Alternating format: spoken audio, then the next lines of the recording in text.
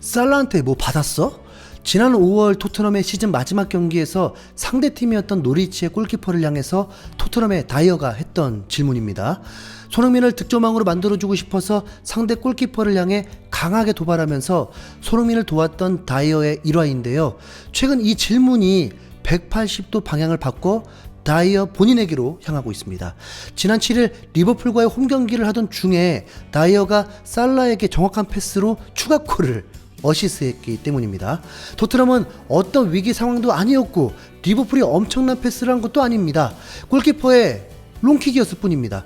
축구를 보면 최소 20번은 나오는 그런 평범한 장면이었을 뿐인데요. 토트넘의 진영에는 수비수 3명이 있었고 리버풀의 공격수는 살라 1명이었습니다. 평범하게 공을 앞이나 옆으로 보냈다면 아무 일도 일어나지 않았을 겁니다. 하지만 다이어는 모든 예상을 깨고 공을 뒤로 보내버렸습니다. 혹 요리스 골키퍼한테 보낸 건가 라고 생각이 들 수도 있지만 다이어는 토트넘 진영 가운데 있었고 요리스는 골문 바로 앞에 있었습니다. 둘 사이의 거리는 최소 20m 떨어져 광활한 공간을 사이에 두고 있었죠. 거기서 의도적으로 뒤로 공을 보냈다면 다이어는 정말 프로 수준이 아닙니다. 설마 아무리 다이어라도 그 정도는 이제는 확신할 수가 없습니다.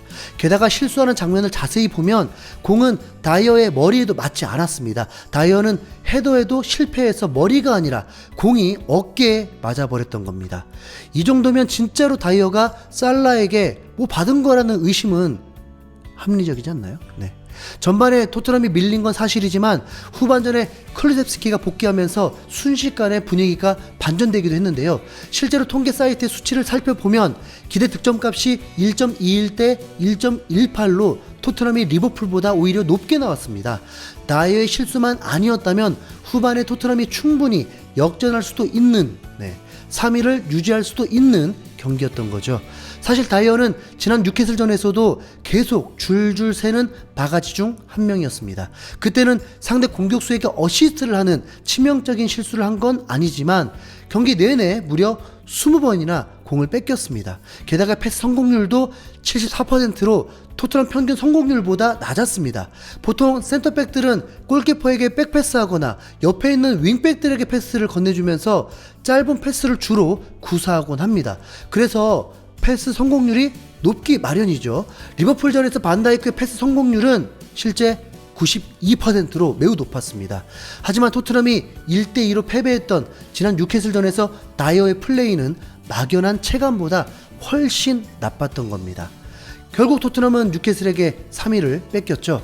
과거 김민재 토트넘 이적설이 있을 때 다이어의 존재 때문에 주전을 못하고 벤치에만 있을 거라는 말이 있었는데 지금 생각해보면 코미디가 따로 없습니다. 개콘이 왜 망했는지 좀 확실히 알 것 같네요. 솔직히 김민재가 토트넘에 왔더라도 콘테가 다이어를 고집했을 수도 있죠. 이 악물고 페리시치를 쓰는 걸 보면요. 그죠? 토트넘 팬들도 분노가 폭발했습니다. 다이어가 손흥민을 배신하고 살라 편에 붙었네. 살라에게 완벽한 기회를 제공해준 걸 보면 손흥민이 김민재를 추천할 때 그를 영입했어야 했어. 김민재는 전세계 탑 10 수비수가 됐다고. 로메로가 없으면 다이어는 바보가 돼. 랑글레한테도 가운데 자리를 뺏길 정도잖아. 콘테가 이거 하나만큼은 옳았네. 우리는 바스토니 같은 센터백이 정말 필요했어. 다이어와 맥과이어가 잉글랜드 주전이라니.